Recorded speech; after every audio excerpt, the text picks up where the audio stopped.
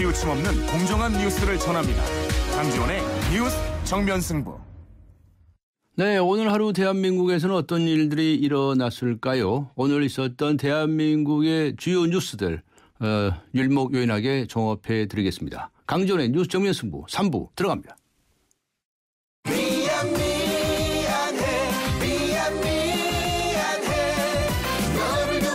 시려가 가지마!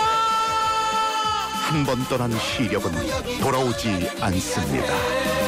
스마트 시대 눈의 피로 시력 강퇴엔 눈에는 눈약 토비콤 S. 수진 엄마 무슨 고민 있어? 이번 겨울도 춥다길래 따사론이 있잖아. 따사론? 여름엔 에어컨 사용 줄여도 시원하고 겨울엔 보일러 조금만 틀어도 포근하다고. 냉난 방비 걱정 없으니까 이번 겨울도 따사론 우리 집이야. 나도 따사론 해야겠다. 발명 특허 신기술 국민 단열재 따사론. 따사론일세. 차오르 정렬 2588 요즘 안전하고 괜찮은 대리운전 찾기 힘드시죠? 묻지도 말고 따지지도 말고 2588 불러보세요. 이 홍제동 김수미 허튼 말하지 않습니다. 잘생겼어 2588 잘생겼다 2588 김연아예요. 저의 다음 계획 궁금하시죠? 앞으로 강원 평창수와 함께 준비하겠습니다. 평창 동계올림픽을 준비하는 깨끗한 물이니까요. 강원 평창수 마시면서 같이 준비하실래요? 평창 동계올림픽 공식 먹는 샘물 강원 평창수. 오늘의 주요 뉴스를 꽉 채웠습니다. 강지원의 뉴스 정면 승부 뉴스 포인트. 네, 먼저 오늘 하루 정치권 그리고 우리 사회에서는 어떤 일들이 있었을까요? 뉴스 포인트. 친절한 숙현 씨의 까칠한 뉴스 시간입니다. 시사컬럼니스트 이숙현 씨 나오셨습니다. 안녕하셨습니까? 네, 안녕하세요. 네, 오늘 헌법재판소 결정이 가장 뜨거운 뉴스가 아닌가 싶습니다. 앞으로 파장도 커 보이고요. 어떤 내용이었습니까? 그렇습니다. 선거구별 인구 편차를 현행 3대1에서 2대1 이하로 바꿔야 된다는 헌법재판소의 결정이 나왔습니다. 네. 헌법소원을 낸 고모 씨 등 6명은요. 이 최소 선거구인 경북 영천시 선거구의 인구가 서울의 강남구 갑의 3분의 1, 그리고 인천 남동구 갑의 2.97분의 1에 불과하다면서 투표 가치에 차이가 나서 평등 선거의 원칙에 반한다 이렇게 주장을 했습니다. 여기에 대해서 헌재가 오늘 결론을 내린 건데요. 인구가 적은 지역에서 당선된 의원의 투표 수보다 인구가 많은 지역구에서 낙선한 후보의 투표 수가 많을 수 있다면서 이것은 대의민주주의 관점에서 결코 바람직하지 않다고 설명했습니다. 떨어지는 후보가 표가 더 많은 거예요? 그렇습니다. 네. 그런데 이건 이제 헌법 정신에 맞지 않다 이런 이야기인데 그렇습니다. 그래서 언제까지 선거법을 개정하라는 겁니까? 일단 내년 말까지입니다. 내년 말? 네, 헌재는 오늘 재판관 6대3으로 헌법 불합치 의견을 냈는데요. 이 헌법 불합치라는 거는요. 해당 조항이 헌법에 위반은 되지만 이 사회적 혼란을 우려해서 개정 때까지 그 효력을 인정하는 제도입니다. 지금 62개 지역구가 인구가 너무 많거나 너무 적은 그런 지역으로 분류가 되는데 이 정치권에서는 개헌급의 폭탄이 터졌다 이런 얘기가 벌써부터 나오고 있습니다. 네. 현재 국회의원들이 자리가 없어지는 수가 생기는 거예요. 그렇죠. 네, 아주 뜨거운 감자가 돼 있겠죠. 그렇습니다. 자, 그다음에 윤일병 폭행 사망 사건. 오늘 아주 중형이 선고되긴 했는데 살인죄는 적용이 안 됐다고요. 네, 상해치사죄만 적용됐다고 합니다. 상해치사죄가 적용했는데 징역 45년. 네, 그렇습니다. 제28사단 윤모일병 폭행 사망 사건의 주범이죠. 이모 병장에게 무려 징역 45년이 선고됐습니다. 이 병장과 함께 살인죄로 기소된 하모 병장은 징역 30년, 그리고 이모 상병과 지모 상병은 각각 징역 25년이 선고됐습니다. 아울러 폭행 등의 혐의로 기소된 유모 하자의 경우에는요. 징역 15년을 선고받았습니다. 여기에 대해서 유족들이 반발이 상당히 거센 것으로 알려졌는데요. 재판부는 살인죄에 버금가는 중형이 불가피하다면서 이같이 선고했다고 합니다. 네. 자, 그다음에 오늘 국회에서는 여야 대표 연설이 있었어요. 여야 대표가 하루에 이렇게 몽땅 연설한 것은 처음이라는 얘기가 있는데 그렇죠. 오늘 어떤 이야기들이 나왔습니까? 네, 오늘 새누리당 김무성 대표 그리고 새정치민주연합의 문희상 비상대책위원장이 연달아 국회에서 대표 연설을 가졌습니다. 복제 문제에 대해서는 공감대를 대체적으로 형성했지만 국회 선진화법에 대해서는 철저한 이견을 보였습니다. 일단 김무성 대표는요. 현재 상황을 총체적인 위기라고 규정했습니다. 그래서 여야가 중심이 되는 범국민운동기구를 만들자고 제안하면서 고통분담을 위한 사회적 대타협 운동을 벌이자 이렇게 강조했습니다. 또 여야 간 정쟁 중단을 제안하는 한편에 그 선진화법을 개정해야 된다고 다시 한번 주장하기도 했습니다. 네. 개헌 문제에 관해서 헌법소도 역시 견해가 달랐죠. 야당의 새정치민주연합 문희상 비상대책위원장은 20대 총선 전에 개헌을 하자. 이렇게 제안을 하고 나섰죠. 그렇습니다. 어제 박근혜 대통령이 예고했던 바대로 문 위원장은요. 오늘 개헌에 초점을 맞췄습니다. 이런 얘기를 했습니다. 내년에는 본격적인 논의를 해서 20대 총선을 치르기 전에 개헌이 이루어져야 된다고 했고요. 올해 중에 관련해서 국회 개헌 특위를 구성할 것을 동시에 제안했습니다. 아울러 국민들은 이 애초 약속대로 반대 세력까지 끌어안는 100% 청와대를 원한다면서 박 대통령에게 국정 운영 기조로 바꿀 것을 촉구하기도 했습니다. 또 늦어도 내년에는요. 이 남북 정상이 만나야 된다고 주장을 했고요. 그 전제 조건으로 대북 전단 살포를 중단할 것, 그리고 의사 대북 제체를 철회할 것. 세 번째로는 금강산 관광 재개를 할 것을 제안하기도 했습니다. 네.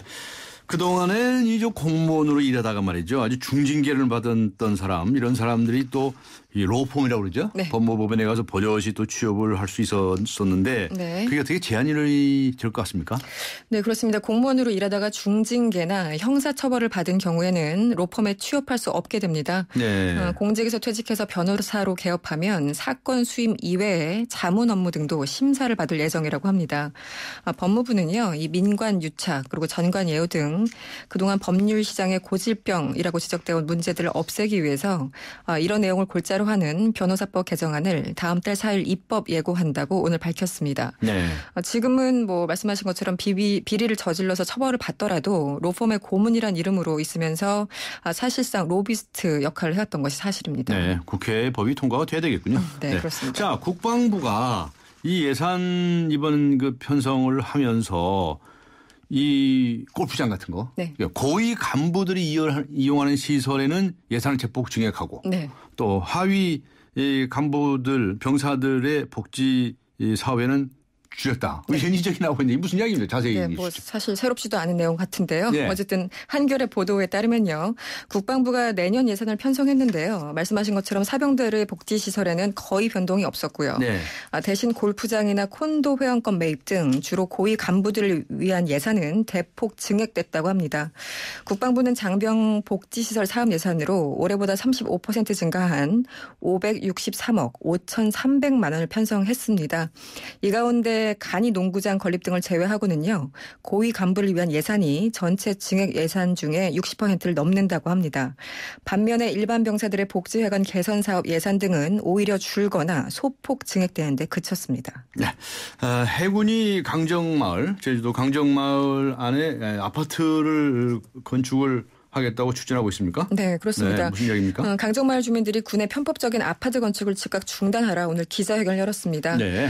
정부와 해군이 환경 영향 평가나 주민의 동의를 구하지 않아도 되는 72세대 규모의 사업 면적을 축소하면서 이 사업을 편법적으로 추진하고 있다 이렇게 반발하고 나선 겁니다. 해군은 이 현장에 상시 대기해야 되는 요원들의 아파트를 짓고 있는 것이다 이렇게 설명을 했는데요. 여기에 대해서 주민들은 현재 건설되는 기지 안에 이미 그 980세대가 있기 때문에 이것을 이용하면 된다 이렇게 맞서고 있는 상황입니다. 네, 수고하셨습니다. 고맙습니다. 네, 지금까지 시사컬럼니스트 이숙현 씨와 함께했습니다.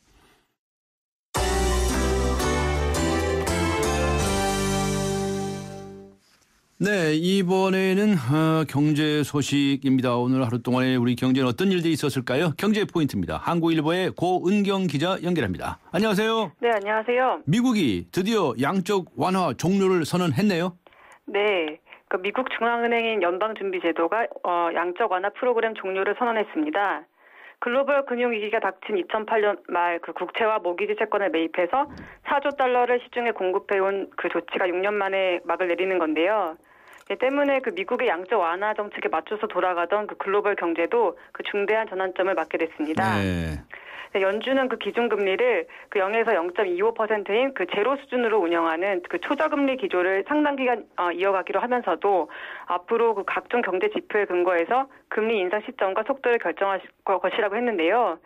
미국 경제가 예상보다 빠르게 성장하면 그 시장이 생각하는 것보다 더 빠른 시기에 금리를 올릴 수도 있다는 겁니다. 네. 국제 금융시장에서는 이 금리 인상이 그 내년 6월에서 12월 중에 시작될 것이라는 전망이 나오고 있습니다. 내년 6월이나 12월. 예. 네. 양적 완화 종료에 따라서 국제 금융시장에 영향이 미칠 것은 틀림없는데요. 어떤 전망이 나오고 있습니까? 네, 그 영국 일간 파이낸셜 타임스는 그 글로벌 경제와 금융 시스템이 그 양적 완화 종료로 인해서 한동안 불확실성에 직면할 것이라고 진단했고요. 예. 또 무엇보다 그 신흥국이 그 직격탄을 맞을 가능성이 큽니다. 예, 금리 차에 따라서 수익을 노리고 그 신흥국으로 쏟아져온 그 자금이 네. 그 연준의 그 양적 완화 종료가 가시화된 지난달부터 그 대규모 이탈 조짐을 이미 보이고 있고요. 거의 빠져나가고 있는 거군요. 네. 예. 또 대규모 투자 자금 유입으로 그 가격 거품 논란에 그 호주와 홍콩의 부동산 시장이 그 휩싸였는데 네. 여기도 영향을 미칠 수 있다는 분석도 나오고 있습니다. 네, 그렇군요. 다른 신흥국에 비해서 경제 기초 체력은 양호하다고는 하지만 과연 우리나라에 어떤 영향을 미칠까? 이거 궁금해지는데요. 예, 전문가들은 그 이번 양적 완화 종료가 그 단계적으로 이뤄졌고 또 충분히 그 예견됐었던 것이기 때문에 여파가 그 제한적일 것이라고 보고 있습니다. 네. 예, 하지만 그 안심할 수 없다는 얘기도 나오고 있는데요. 네. 예, 먼저 그 금융시장 충격이 그 직접적으로 미치는 여파가 크지 않더라도 그 다른 신흥국에서 자본이 유출되면 우리나라 경제도 영향을 받을 수밖에 없고요. 네. 또 실제 국내 증시에 유입된 외국인 자본 역시 그 지난달부터 3조 3천억 원 가량이 빠져나갔습니다. 그래서 시가총액이 대비 외국 자금 비중이 그 작년보다 0.75%포인트 낮은 34.5% 수준으로 떨어졌고요. 예. 또 국내 기업의 해외 채권이 내년부터 3년 동안 300억 달러 안팎씩 대거 만기가 도래한다는 점도 부담이 되고 있습니다. 그리고 무엇보다 지금 가계부채의 심화의 우려도 큽니다. 미국 금리가 상승을 하면 우리도 결국 금리를 올릴 수밖에 없기 때문에 네. 현재 저금리 국면에서 그 가계부채를 대폭 늘려놓은 터라서 이 가계가 그 금리를 올리게 되면 이자 부담에 허덕일 수밖에 없고요. 네. 또 이 글로벌 유동성이 축소가 되면 그 국제 금리가 상승되고 또 이게 소비 제약과 기업 투자 위축으로 이어지는 부작용도 무시할 수 없는 점으로 보입니다. 네, 우리나라 가계부채 문제하고도 연관이 있을지 모른다 이런 말씀이시군요. 네. 자, 정부가 전 월세 대책을 내놨다는 소식이 들어와 있습니다. 어떤 내용이 담겨 있습니까? 네, 오늘 정부는 그 전월세 대책을 담은 그 서민 주거비 부담 완화 대책을 발표했는데요. 네. 예, 이번 대책의 기본 전제는 그 두 가지입니다. 임대주택 공급을 확대하고 네. 그 저소득 측의 전월세 지원에 초점을 맞추고 있습니다. 네. 그래서 이제 주목할 만한 거는 그 근로자 서민 전세자금 대출과 그 저소득 가구 전세자금 대출을 통합한 그 버팀목 대출이라는 거를 출시하는데 이게 소득이 적을수록 또 보증금이 적을수록 대출 금리를 우대해 주는 거고요. 네. 또 월세 대출이라는 걸 처음으로 선보인다고 합니다. 월세도 대출해 주겠다는 거군요. 네, 그래서 일하는 기초생활수급자 또 취업준비생에게 최대 720만 원의 그 2년치 월세를 저금리로 대출을 해주는 겁니다. 네. 그리고 또 이제 임대주택 공급도 단기적, 중장기적으로 늘린다는 건데요. 먼저 그 시급한 전월세난 완화를 위해서 그 전월세 불안 지역을 중심으로 그 연말까지 그 LH가 사들이거나 전세 계약을 맺어서 다시 월세로 임대해주는 그 매입 전세 임대주택 공급량을 그 계획보다 3천 가구 더 늘리고 네. 내년에는 이거를 10,000 가구 더 확대를 해서 50,000 가구를 공급한다고 합니다. 또 여기서 지금 사람들이 그 눈길을 끌고 있는 부분은 그 건설 기간이 짧고 보증금도 싼 그 다세대 연립주택의 공급을 늘린다는 겁니다. 예. 이 아파트의 경우에는 공사 기간이 2-3년 걸리는데 이 다세대 연립주택은 1년 이내이기 때문에 이 전월세 가격이 그 널뛰는 지역에다가 신속하게 공급하겠다는 겁니다. 네. 예. 이 전세난 때문에 서민들이 많이 고통을 받고 있었는데 자, 이번 대책으로 전세난을 완화시킬 수 있을까요? 전문가들은 어떻게 얘기하고 있습니까? 예, 그 부동산 전문가들은 그 금융 지원 또 공급 확대라는 두 가지 내용을 담은 이번 정책의 방향성에 대해서는 대체로 긍정적으로 평가하고 있는데요. 네. 다만 이게 전세난 완화를 기대하기에는 어렵다는 의견이 지배적입니다. 아, 그래요? 예, 이번 대책은 그 저소득층을 지원하는 것이기 때문에 아파트를 중심으로 나타나는 전세난을 해소하는 데에는 한계가 있다는 거고요. 네. 예, 그래서 전세 수요를 매매로 전환해서 그 수요 압박을 덜어줄 만한 그 세대 혜택도 없다는 점도 아쉬운 점으로 꼽힙니다. 또 주거 여건이 상대적으로 열악한 다세대 연립 공급을 확대한다는 것이어서 네. 이게 또 바람직하느냐 하는 의견도 나오고 있습니다. 알겠습니다. 수고하셨습니다. 감사합니다. 네, 고맙습니다. 네, 지금까지 한국일보의 고은경 기자였습니다.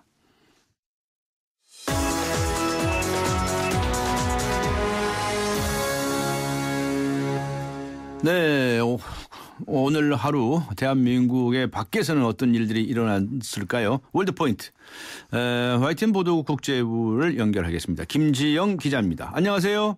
네, 안녕하십니까. 미국 연구팀이 인간 만능 줄기세포로 위를 만들어냈다는 그런 내는데 성공했다는 이런 소식이 들어와 있네요.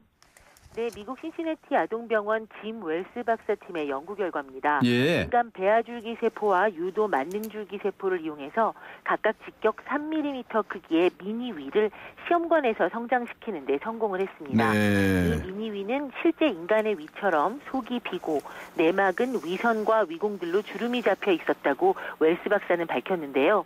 또 위에만 존재하는 박테리아죠. 헬리코박터 파일로리를 주입을 했더니 증식을 시작했다면서 이제 이 박테리아가 어떻게 질병을 유발시키는지 관찰할 수 있게 됐다고 설명을 했습니다. 네. 이번 연구는 영국의 과학 전문지 네이처 최신호에 발표됐습니다. 그렇군요. 헝가리 쪽으로 가보죠. 헝가리 정부가 인터넷 사용량에 따라서 세금을 매기겠다라고 이런 계획을 발표하자 반대 시위가 거세다고요. 그건 뭐 가만히 있겠습니까?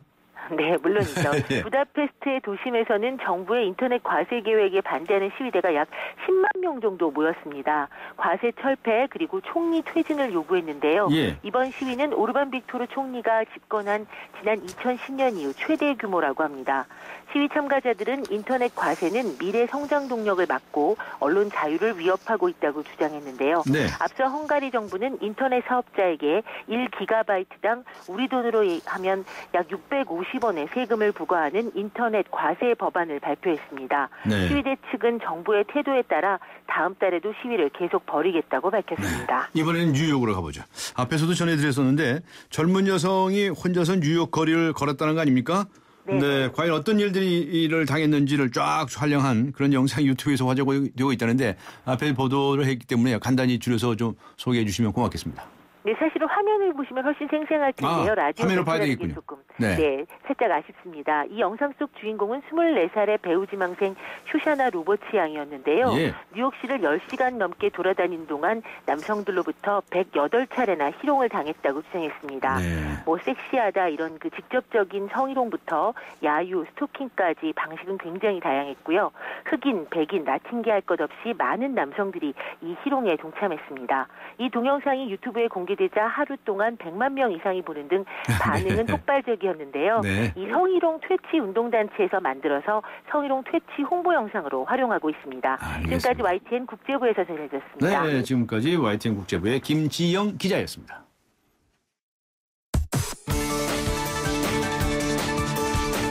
대한민국의 오늘 치우침 없는 공정한 뉴스 강지원의 뉴스 정면 승부가 여러분의 참여를 기다립니다. 짧은 문자 50원, 긴 문자 100원에 휴대전화 메시지 샵 0945와 YTN 라디오 어플리케이션 예스 게시판에 소중한 의견을 남겨주세요. 참여해주신 분들 중 추첨을 통해 정통 시사주간지 주간경향, 아시아 전문 월간지 매거진앤 구독권을 드립니다.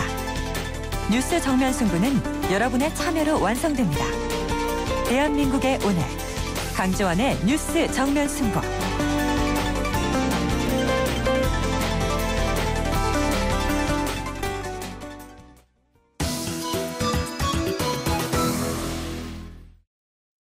박근혜 대통령이 어제 국회 시정연설에서 방산 비리를 이적 행위에 빗대면서 척결을 강조했습니다. 여야도 잇따라 대책을 내놓고 있는데요. 군과 뗄래야 뗄 수 없는 방산 비리, 이번에는 뿌리 뽑을 수 있을까요? 새정치민주연합의 진성준 의원 연결해서 자세한 이야기 들어보도록 하겠습니다. 안녕하세요. 네, 안녕하세요. 진성준입니다. 네, 그동안에도 이 방산 비리에 관해서 말씀 많이 해오셨는데요. 네. 어제 박근혜 대통령이 국회 시정연설에서도 방산 비리 척결을 강조하지 않았습니까? 네. 네. 최근 어떤 점들이 가장 큰 문제라고 생각하십니까? 방산 비리에서. 예. 이번 국정감사에서 정말로 여러 가지 이 방산 비리 또 성능 미달의 부실한 무기들이 조달된 사정들이 낱낱이 드러났습니다. 네. 우리 국민에게 대표적으로 알려져 있는 것이 통영함 비리죠. 예. 통영함은 우리 군이 보유하고 있는 구조함인데 여기에 실리는 핵심 장비인 음파 탐지기와 수중 탐색기의 시험 성적서를 위조해가지고 2억짜리 음파 탐지기를 41억 원에 구입을 한다든지 하는 일이 벌어졌고요. 또 방탄복 같은 경우는 시험 총격을 가했더니 전혀 방탄 기능이 작동하지 않고 뚫려버리는 그런 엉터리 방탄복 납품받아서 문제였고 그래서 당연히 입찰 참가 제한이 이루어졌어야 될 그 업체에게 또다시 수의계약으로 납품을 하도록 허락해줘서 85억 원어치나 수의계약을 체결한 이런 일도 드러났습니다. 또 척을 한 장교들이 현역에 복무하고 있는 장교들하고 짜고 외국계 무기업체에게 군사 기밀을 넘긴 혐의도 드러났습니다. 우리나라 합동참모회의는 최고 군사기밀이 논의되는 자리인데 그 합동참모회의의 회의록을 통째로 빼돌렸던 것이죠. 그리고 또 이런 일도 있었습니다. KF-16이라고 하는 전투기, 우리나라 주력 전투기인데 그 주력 전투기의 성능을 개량하기 위한 사업이 진행되는데 모두 총 사업비가 1조 8천억 원이나 되는 대형 사업입니다. 그런데 이 사업을 담당했던 사업 부장의 친형이 그 사업을 수주해 간 외국 업체의 한국 지사 영업 담당이었다라고 하는 사실도 드러났습니다. 뭐 이런 일들이 무수히 많아가지고 우리 국민들이 도대체 이게 제대로 된 국방인가 하는 데 대한 의문들을 제기하고 있죠. 국민들이 뭐 이런 소식을 듣고 아주 많이 분노하고 있는데요.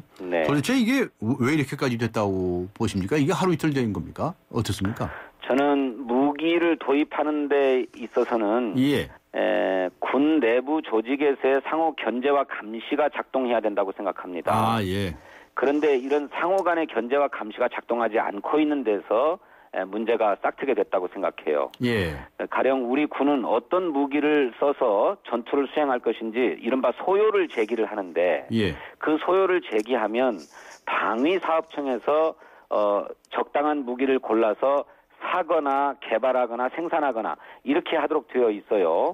그런데 이 방위사업청에서 이런 일들을 실제로 담당하는 사람들은 모두 현역 군인들입니다. 그리고 또 이렇게 사온 무기 또 생산한 무기를 시험하고 평가하는 것도 모두 군인이에요. 그러니까 소요 제기에서부터 도입 또 시험 평가에 이르기까지 전 과정을 군이 다 도맡아서 하고 있는 것입니다. 그래서 견제와 감시가 작동하지 않기 때문에 이런 일이 발생하는 것이고 또 특히 군은 사관학교 출신들로 선후배지간이 다 엮여져 있어요. 그리고 기수체계가 매우 엄격하죠. 그래서 이런 사관학교의 인연 또 군대에서 복무했던 인연들로 얽혀져 있어가지고 예비역 장교가 현역 장교에게 부탁을 하고 그래서 현역 장교가 예비역 장교의 부탁을 들어주고 하는 이런 이른바 군피아라고 할 수 있는 그런 그들만의 리그가 작동하기 때문이다 이렇게 생각합니다. 그래서 국정조사를 요구하시는 거죠? 그렇습니다. 될 것 같습니까? 글쎄 새누리당이 이 문제에 대해서 소극적이어서 새누리당을 설득하는 일이 필요한데요. 그간에 이런 무기 도입과 관련된 비리 문제가 검찰의 수사나 뭐 군 수사당국의 수사로 밝혀진 게 아니고 국회에서의 국정감사 등을 통해서 문제가 제기되고 그 뒤에야 비로소 수사가 들어가면서 비리가 드러난 예가 많았습니다. 따라서 방산 비리의 근본적인 문제를 수술하자면 반드시 국정조사가 필요하다고 생각하고 수사는 형사적인 책임을 물음으로써 일벌백계 한다는 의미가 있다면 국정조사나 국정감사는 그런 우리 군의 무기 조달 시스템이 제대로 되어 있는지 또 국방부의 정책은 제대로 되어가고 있는지 이런 정책적 대안을 마련하기 위한 것인 만큼 수사와 국정조사가 둘 다 필요하다고 저는 생각합니다.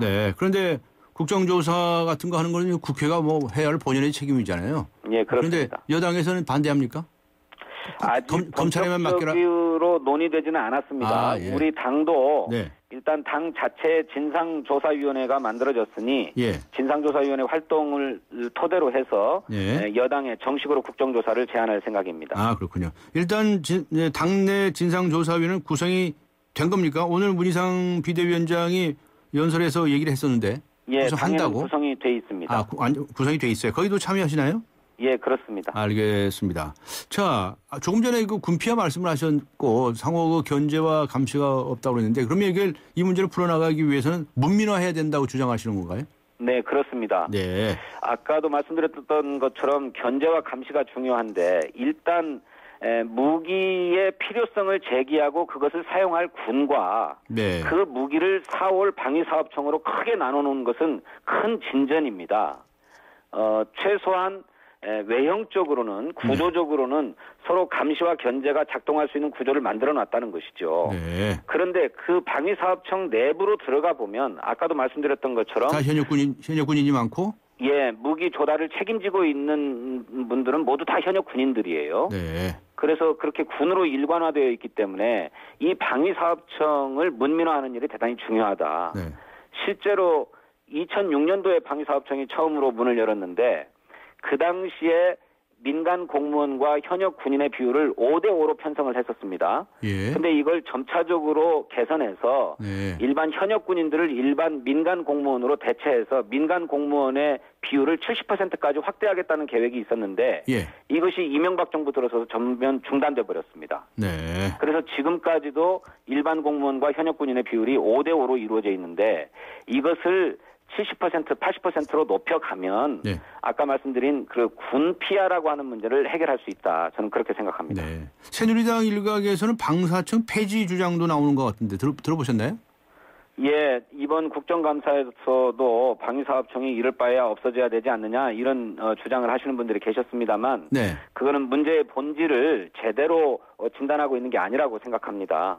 아까도 말씀드렸던 것처럼 기본적인 견제와 감시, 그러자면 역할의 분담이 필요한데 구조적으로 역할을 나눠놓는 것은 잘한 일이고요.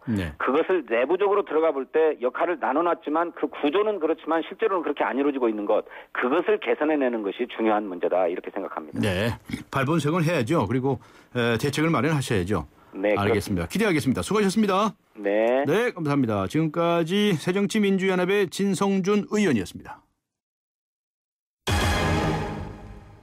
네, 지금 시각은 7시 26분을 가리키고 있습니다. 이 시각 교통 상황 어떤지 알아보죠. 김미란 캐스터입니다.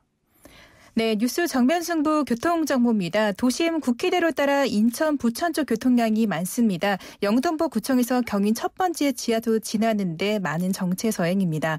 강남권에서는 테헤란로 삼성역 쪽으로 역삼역에서 르네상스 호텔 2, 3차로에서 추돌 사고가 났습니다. 처리 작업 때문에 이 부근이 조금 혼잡한데요. 잘 살펴서 지나시기 바랍니다.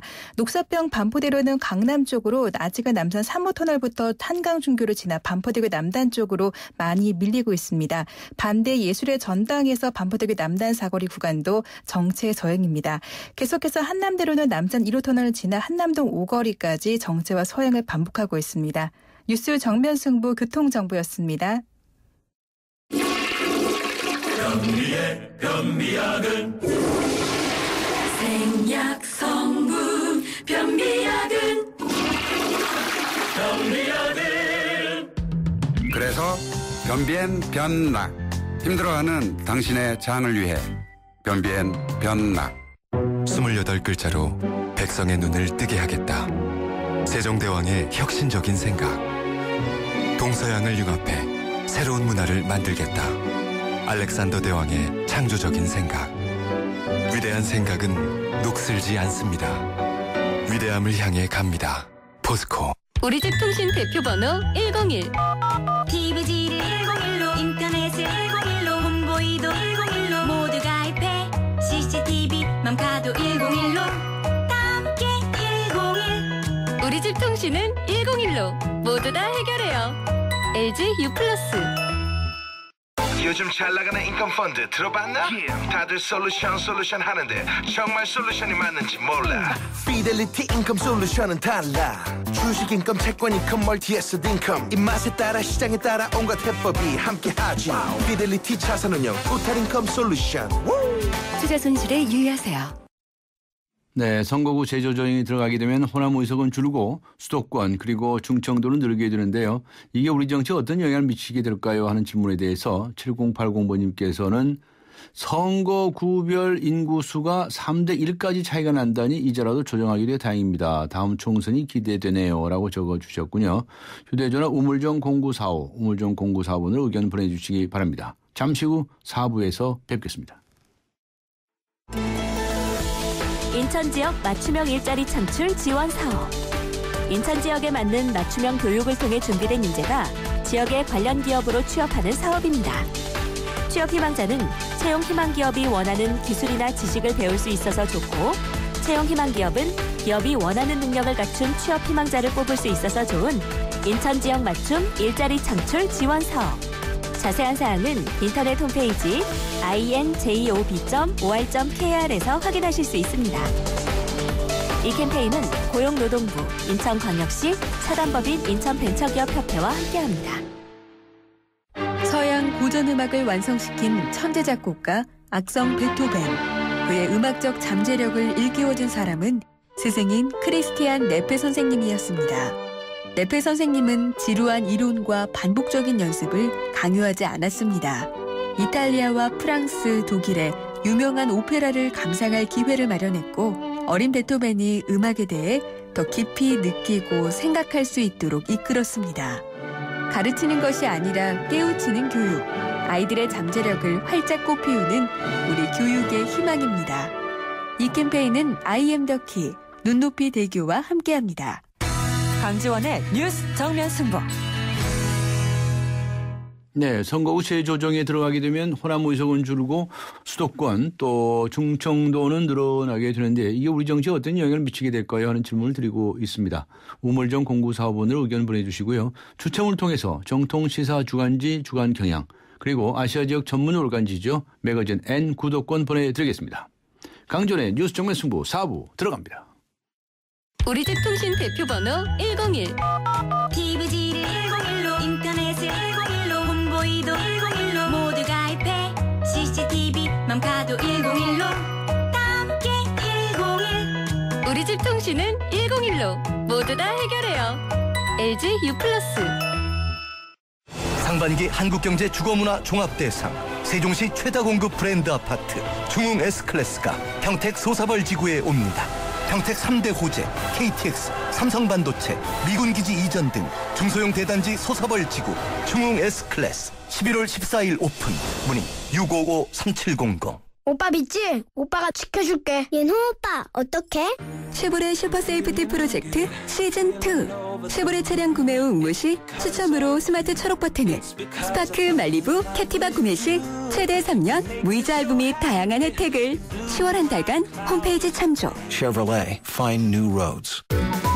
차 안에서 먹고 또 먹어도 사람들이 타고 또 타도 페브리즈 차량용이 있으니 냄새 걱정이 없어요. 상쾌한 드라이브 페브리즈 차량용과 함께 페브리즈 차량용.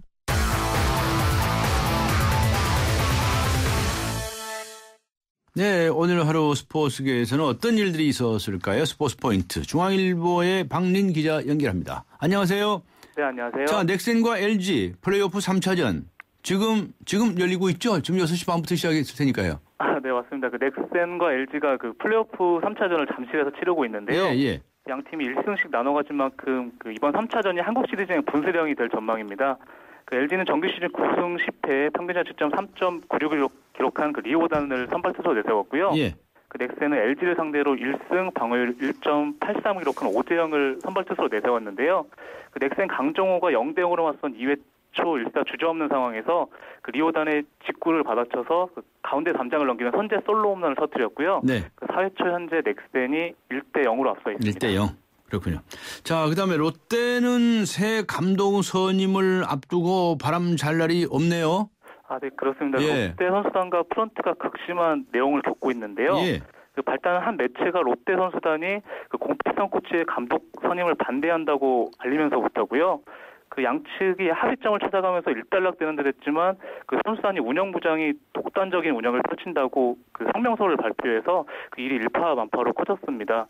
그 운영부장이 오늘 사의를 표명했지만 그 지난 3년간 선수단과 프런트 간에 그 뿌리 깊은 불신이 있었던 거는 틀림없어 보이는데요. 그런 일이 있었군요. 롯데보다는 그 선수단과 프런트 간 소통 부재가 존재했다며 팬들에게 사과했는데 네. 그 롯데 팬들은 그 1인 시위를 펼치는 등 그 네. 단단히 뿔난 상황입니다. 아, 그렇군요. 네. 자, 샌프란시스코하고 캔자스시티 미국 메이저리그 월드시리즈 우승팀이 오늘 가려졌죠.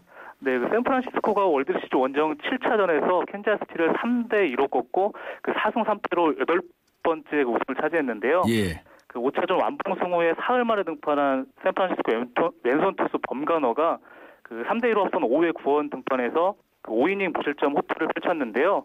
그 월드 시리즈 3경기에서 21이닝 2실점 평균 자책점 0.43으로 그 범간호가 MVP에 선정됐습니다. 네. 그 외국 팬들은 범간호에게 10월의 사나이라는 뜻의 미스터 악토버라는 별명을 붙여줬고요. 미스터 옥토버. 예. 네. 그리고 한국 팬들은 1984년에 롯데 유니폼을 입고 한국 시리즈 5경기에 등판해서 4승을 거둔 고 최동원을 떠올렸습니다. 네. 자, 박승희 선수. 박승희 선수는 이제 쇼트트랙에서 스피드 스케이팅 등으로 종목을 바꾸지 않았습니까? 아, 네, 맞습니다. 자, 어떻게 됐습니까? 국가대표에 도전했죠? 네, 그 소치 겨울올림픽 쇼트트랙 2관왕인 박승희가 그 스피드 스케이팅 전향 3개월도 되지 않아서 오늘 태극마크를 달았는데요. 달았네요. 네, 박승희가 오늘 태릉에서 열린 전국 종목별 선수권 대회를 겸한 대표 선발전 1000m에서 그 1분 21초 16으로 이상화에 이어서 2위에 올랐는데요. 그 어제 500m에서 6위를 기록한 박승희는 오늘 1000m에서 2위 안에 들어야만 국가대표에 선발될 수 있었는데 성공했고요. 네. 스피드 스케이팅 대표로 올 시즌 각종 대회에 출전하게 됐습니다. 네, 이제 완전히 스피드 스케이팅 선수가 됐네요. 알겠습니다. 네, 고맙습니다. 네, 지금까지 중앙일보의 박린 기자였습니다.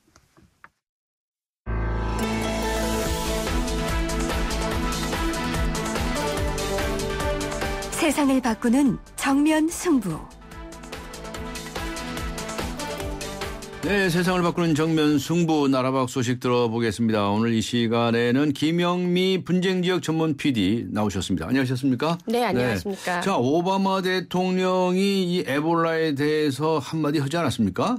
네, 에볼라에 대해서 막연한 두려움이 아니라 객관적 사실하고 합리적 판단을 위해서 그걸 종합해서 판단하자. 그러니까 강제적인 의무 격리보다는 이런 쪽으로 판단해서 신중하게 판단하자라는 것이 오바마 대통령의 의견입니다. 네. 미국의 일부 주에서 의무 격리를 해왔죠. 네, 일부 주에서 이제 21일 그 잠복기까지 포함해가지고 에볼라 환자가 아니라고 판단되는 기간이 21일입니다. 그래서 21일 동안 강제로 격리시키는 그런 몇몇 주에서는 그거를 강력하게 원하고 있습니다. 이 의무 격리가 효과가 있었나요?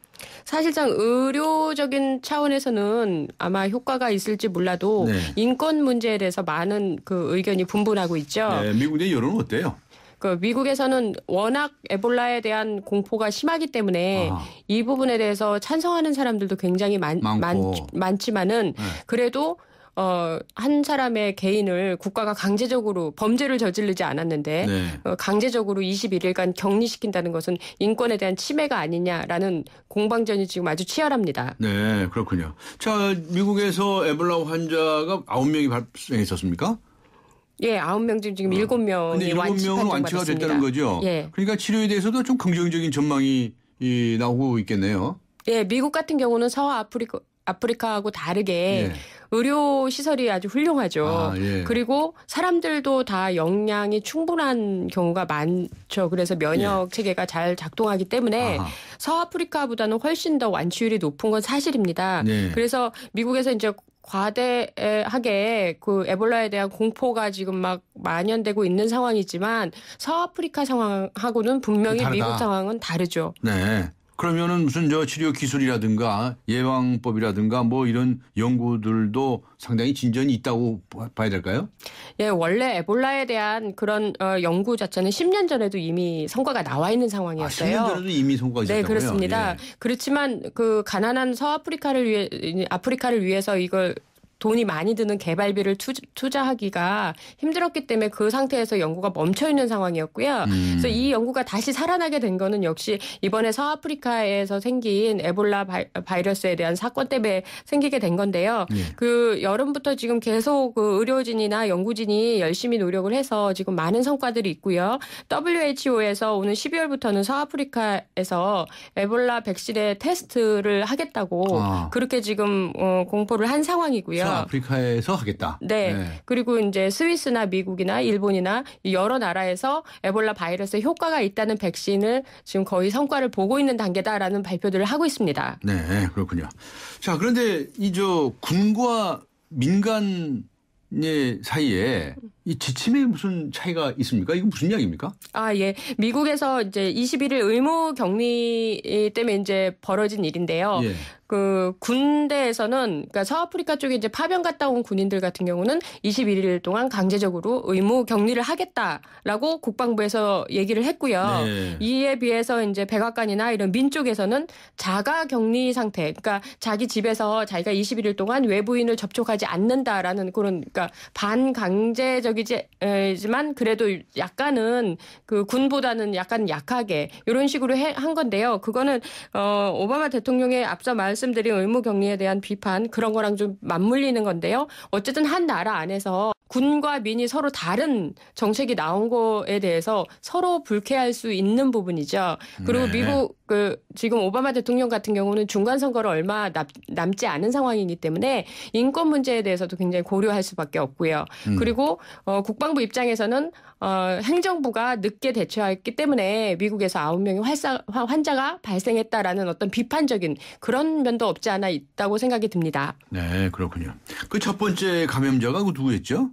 그 라이베리아에서 이제 텍사스 쪽으로 왔던 네. 그 덩컨이라는 사람인데요. 네. 그분 같은 경우는 초창기에 에볼라에 대한 초창기 치료 시기를 놓친 게 아마 큰 시기를 놓쳤었어요. 예, 그래서 큰 위기가 온 거죠. 그래서 처음에 고열이 났을 때 바로 미국의 최첨단 의료진이 붙었으면 충분히 살 수도 있었는데 그냥 고열하고 아프다라는 것만 하고 다시 집으로 오고 뭐 이런 과정에서 이제 바이러스가 온몸에 확산이 된 거죠. 그래서 그때는 이미 늦었던 거죠. 그 감염 경로가 밝혀졌다고요?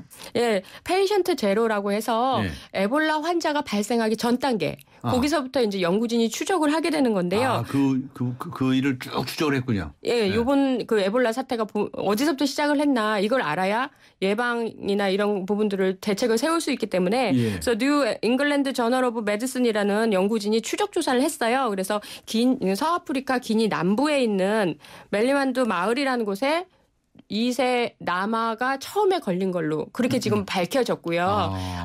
아무래도 2세 남아가. 네네. 네. 그 아프리카에서 이제 아이들이 마당에서도 많이 놀고 또 정글에 들어가서도 많이 놀고 그러다 보니까 아마 에볼라에 감염된 어떤 동물의 시신이나 이런 걸 접촉하지 않았나라는 게 이제 최초의 환자로 지금 판정이 됐어요. 그래서 그게 작년 12월 일이었거든요. 작년 12월. 네. 그래서 지금 현재 10개월 동안 지금 이게 서아프리카 쪽으로 계속 확산이 돼가지고 현재로서는 10,000명에 육박한 감염자 그리고 5천여 명에 달하는 그런 사망자를 지금 나오게 된 거죠. 네, 그렇군요. 그 감염 경로가 밝혀졌으면 예방하는 데도 좀 도움이 되겠네요. 어떻게 좀 확산을 방지하는데 글쎄 뭐 큰 도움이 안 되려나요, 그게? 그동안 이제 기술이 부족해서 에볼라의 감염 경로나 이 백신이 나오지 않은 게 아니라 그동안 방치가 된 거죠. 네. 투자비 대비 어떻게 더 성과나 벌어들일 수 있는 수익이 수지타산이 안 맞기 때문에 그래서 지금은 그 단계를 넘어섰기 때문에 충분히 현대의학으로 치료가 가능하지 않을까 그렇게 예상을 합니다. 네, 알겠습니다. 이야기를 좀 바꿔서요. IS 이슬람 국가라고 하는 그 단체죠. 그쪽 이야기를 들어보겠습니다. 겨울이 다가오면서 더 걱정들이 많아집니다. 미국하고 IS 관계 지금 어떻게 돼가고 있습니까? 지금 현재 미국에서는 공습을 계속 하고 있는 중이고요. 그래서 시리아 쪽에 공습을 굉장히 집중하다 보니까 이번에 이제 이라크 쪽이 펑크가 나서 바그다드 인근까지 다 위협이 되는 상황이 왔어요. 그래서 시리아에 집중하면 이라크에 이제 IS가 가서 그쪽에서 또 활개를 치고 또 이라크에 집중하면 또 시리아 쪽으로 옮겨가고 그래서 이런 숨바꼭질 같은 그런 공습이 지금 계속되고 있는데요.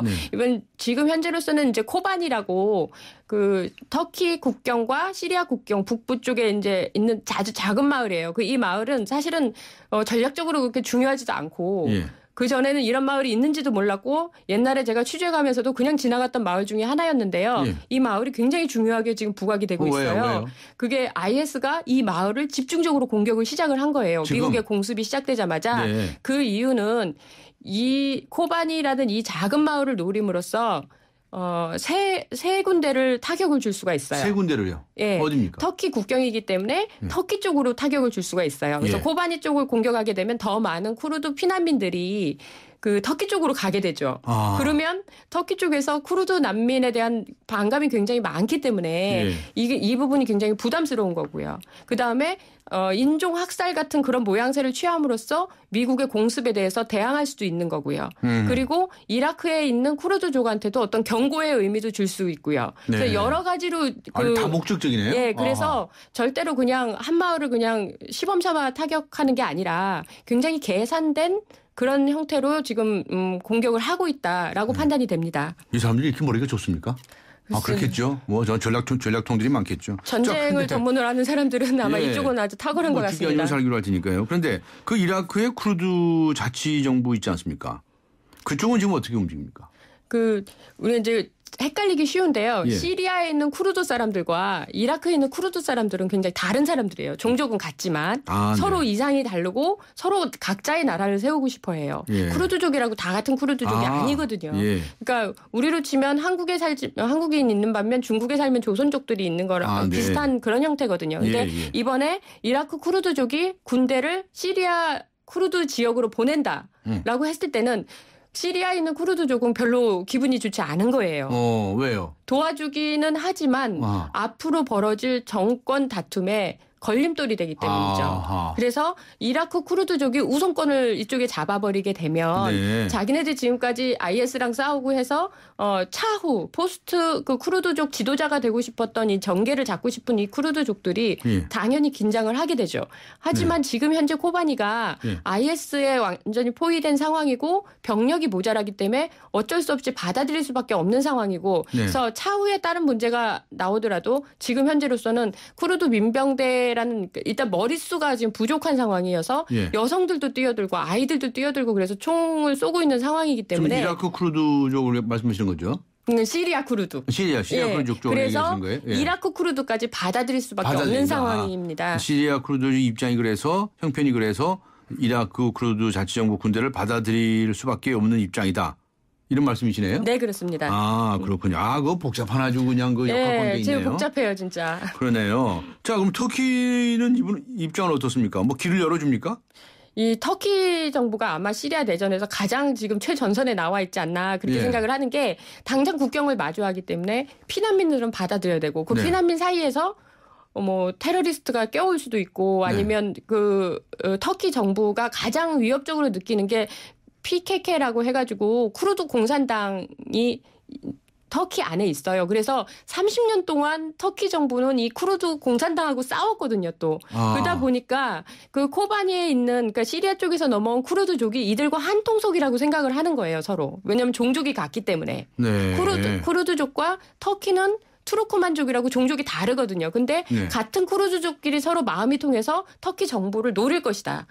나중에 체제 전복까지 갈 것이다라는 불안감이 있습니다. 그래서 쿠르드족이 한 명이라도 덜 왔으면 좋은 거예요. 터키 땅으로. 근데 지금 계속 피난민으로 몰려들고 있기 때문에 이런 상황에서 터키 정부는 국경을 폐쇄하거나 아니면 더 못 넘어오게 하거나 뭐 이런 자세를 취할 수밖에 없는데 이게 또 국제적인 비난을 받는 거예요. 인권 문제 때문에. 그래서 이러지도 못하고 저러지도 못하고 하다가 이제 조금 완화한 정책이 이제 이라크에 있는 쿠르드족이 터키 땅을 통해서 시리아 쪽 쿠르드족으로 가서 전투를 벌일 수 있게끔 허용하게끔 국경을 열어주겠다. 길을 열어준다. 이 정도까지가 지금 진전된 상황입니다. 그러나 터키 정부로서는 정말 싫은 거죠. 이 쿠르드족 한 명이라도 더 오고 자기 땅에서 쿠르드족이 싸우니까. 또 뿐만 아니라 터키에 있는 쿠르드족들은 지금 연일 시위를 하고 있어요. 왜요? 그 시리아에 있는 쿠르드족들을 그냥 수수방관한다 이거죠. 그래서 사실 터키에 있는 쿠르드족이 수도 같은 디야르바케르 같은 곳에서는 계속 시위가 나고 또 사람도 죽고 뭘 하라고 시위를 합니까? 시리아 쿠르드족을 도와주라고 왜 가만두느냐? 무기나 아니면 구호품이나 빨리 도와줘라 그런데 터키 정부에서 쿠르드족한테 무기를 주고 싶겠어요. 그 총이 자기네들을 겨룰 수도 있기 때문에 줄 수가 없는 거죠. 그래서 이런 관계들이 얽혀서 시리아 내전은 더 복잡한 거예요. 그렇군요. 터키는 정말 무슨 죄가 있습니까? 네? 이웃을 잘못 둔 겁니까? 저희 청취자 여러분들께서 이 복잡한 역학 관계를 다 이해를 하셨는지 모르겠는데 정말 제가 듣기에도 복잡하네요. 저도 공부하면서 복잡해요. 그렇군요. 알겠습니다. 지난 시간에도 몇 차례 말씀을 하셨는데 이 IS라고 하는 사람들, 이 사람들 참 희한한 사람들이네요. 자오죠. 이거 어린이 대원까지 모집을 한다면서요? 그 선전전의 하나인데요. 예. 말하자면 이런 어린아이들까지도 이슬람 국가를 만드는데 참여한다라는 그런 메시지죠. 예. 근데 그런 거는 선전전에 불과한 거고요. 사실상 어린아이가 총을 들고 나가면 그 전쟁터에서 죽기밖에 더 하겠어요. 예. 그래서 근데 그건 IS 입장에서 손해가 아니에요. 예. 사람 1명 죽이는 거, 2명 죽이는 거 그게 문제가 아니라 선전전 때문에 아이들을 총을 잡게 하고 나서게 할 수밖에 없는 거죠. 아이들까지 우리를 도구가 되는 거, 전쟁의 도구가 될 수밖에 없는 거예요. 선전하기 그렇죠? 위해서. 지금 많은 나라의 그 젊은이들이 지금 대원으로 편입되고 있다는 거 아니겠습니까? 그때 몇 명이라고 몇 나라의 젊은이들이 지금 현재 가입하고 있다고 그러셨죠? 미국 CIA가 파악하는 건 80여 개국으로 지금 파악이 되고 있고요. 한 15,000명 정도? 네. 그 정도가 지금 합류하고 있는 건데요. 네. 대부분 그 아랍 이민자들 자녀들인 경우가 많은데 아랍 이민자 자녀들 예, 많은데 한 30% 가까이는 순수하게 이제 백인들 아니면 그 땅에서 자고 난 사람들 그런 사람들도 많이 있다고 지금 전해지고 있고요. 네, 그 선전전 아닙니까? 그 선전전이라고 하기에는 그 각국의 젊은이들이 뭐에 감동을 받아서 그 쫓아가서 그 대원이 될까요? 그 우리가 이제 피라미드 이렇게 사기 같은 경우도 정말 당할 것 같지 않은데 당하잖아요. 한 사람을 잠시 맨투맨으로 그렇죠. 해서. 예, 그 페이스북 같은 데서 이제 메시지를 날리면, 그러니까 예를 들어서 그 받은 사람이 실업자, 그 직장을 구하지 못하는 젊은이에요. 그러면 우리가 너한테 잡을 주겠다. 그리고 너는 그렇게 멍청한 사람이 아니다. 그런 식으로 계속 이제 용기를 주면서. 그리고 이게 아주 굉장히 의미 있는 일이다. 예, 의미가 있고 거기까지도 안 가요. 시리아 쪽으로 여행을 한번 와라. 우리가 다 보호해 주마. 그리고 아니면 돌아가면 되지 않느냐라고 얘기를 하죠. 근데 시리아 땅을 일단 들어오면 그런 약속은 다 없어지고 무조건 군사 캠프로 몰려서 세뇌 교육이 들어가는 거죠. 그래서 거기서 반항하게 되면 심지어는 참수까지 한다고 지금 전해지고 있어요. 그래서 시리아 땅으로 일단 들어가지 않게 하는 게 가장 중요한데 그거를 일일이 다 감시가 안 되는 거죠. 터키하고 시리아 국경은 굉장히 넓은 개활지예요. 그리고 터키 군인들 같은 경우는 지금 코바니에서 난리가 나죠. 이라크에서 난리가 나죠. 그쪽에 아주 집중 경계 근무를 하고 있는 상황이라 다른 국경 지역에 뚫린 경우도 굉장히 많아요. 그러면 걸어서 들어가기도 하고 그런 상황들을 일일이 다 터키 정부에서 파악하기가 좀 쉽지 않죠. 그렇군요. 하여튼